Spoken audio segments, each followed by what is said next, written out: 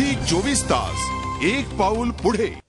दोन्ही काँग्रेसमधल्या वादावर अखेर पडदा पडल्याचं खुद्द राष्ट्रवादीचे अध्यक्ष शरद पवार यांनी स्पष्ट केलंय। स्थानिक स्वराज्य संस्थांमधल्या वादाचा राज्यात किंवा केंद्रातल्या आघाडीवर परिणाम होणार नाही असं पवार म्हणाले। तर मुख्यमंत्र्यांनीही आघाडीत सर्व काही आलबेल असल्याचं सांगत वादावर पडदा टाकलाय।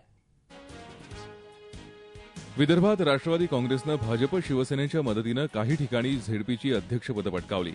उस्मानाबाद आणि ठाण्यात काँग्रेसनं शिवसेनेला मदत करत त्याचा वचपा काढला। यावरून दोन्ही काँग्रेसचे प्रदेशाध्यक्ष एकमेकांवर तुटून पडले।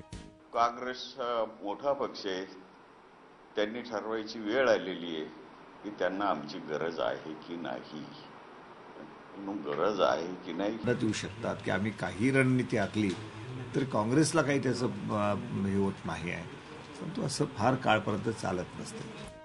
पिचड आणि माणिकराव ठाकरे यांनी परस्परांवर अशी टीका केल्यानं दोन्ही पक्षात वाद पेटला होता।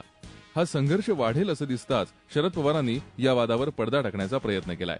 त्याची फारशी चिंता करायची नसते, निवडणुका जाहीर झाल्यावर सगळे लाईनमध्ये असतात, काही म्हणजे त्याची काय अडचण नाही। उद्या जेव्हा विधानसभा किंवा लोकसभेच्या निवडणुका होती त्यावेळी जो तो आपला सहकारी कोण आहे त्याच्या शेजारी जाऊन उभा आहे। पवारांच्या वक्तव्याला प्रतिसाद देत मुख्यमंत्र्यांनीही दोन्ही काँग्रेसमध्ये आलबेल असल्याचं सांगितलं।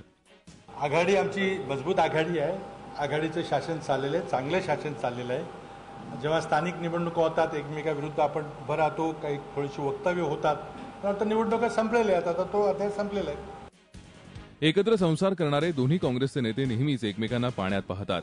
एकमेकात ते कितीही भांडले तरी तुटेपर्यंत ताणायचं नाही हे अनेक वर्ष सत्तेत राहिल्यानं त्यांना माहिती आहे। त्याचाच प्रत्यय पुन्हा एकदा आलाय। झी 24 ताससाठी ब्युरो रिपोर्ट, मुंबई। झी 24 तास एक पाऊल पुढे।